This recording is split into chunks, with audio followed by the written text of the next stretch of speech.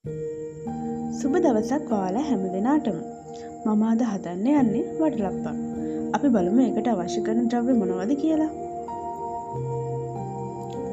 සීනි ග්‍රෑම් 230ක්, පොල් කිරි මිලිලීටර 200ක්,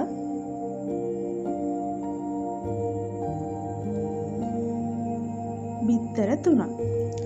ඒ වගේම එනසල්, කරාමුණටි, කුරුඳු පොත්තක්, ලාවට කබලේ බැදලා කුඩු කරගත්ත මෙන්න මේ වගේ කුඩු ටිකකුත් ඕන.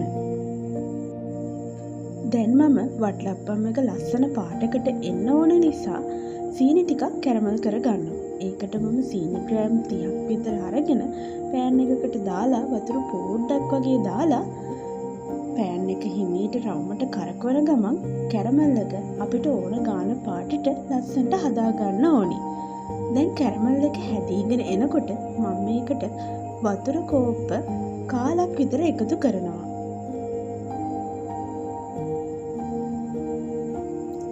දැන් ඒකටම අපි අර තියාගත්ත සීනි ටික එකතු කරලා හොඳට කවලම් කරලා සීනි කැට දිය වෙනකම් දිය කරගන්නවා.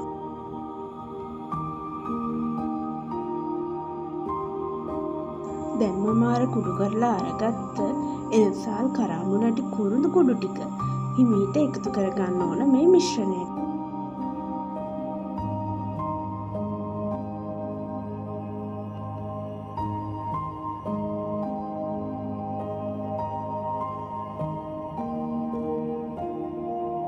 දැන් අපේ කැරමල් එක හොඳට උතුරනකොට ඒකටම අපි අර අයින් කරලා තියාගත්ත පොල් කිරි එක එකතු කරගන්න ඕන.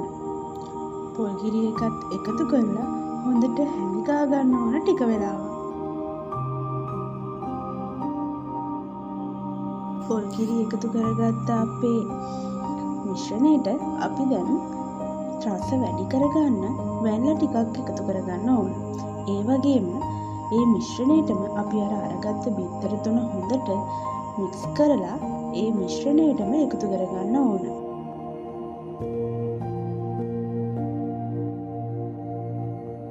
බිත්තර ටිකත් එකතු කරගත්ත අපේ මිශ්‍රණය හොඳට කවලම් කරලා අපි මේ වටලප්පම් එක හදාගන්න භාවිතා කරන අපේ තැටියට දාගන්න ඕනි.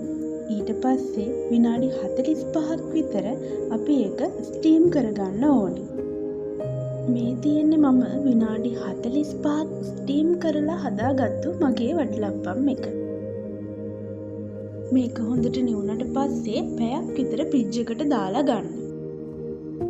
මේ තියෙන්නේ මම හදාගත්තු රසම රස වටලප්පම් එක. මේ වගේ ලස්සන වීඩියෝ තව තවත් බලන්න අපිත් එක්ක දිගටම එකතු වෙලා ඉන්න.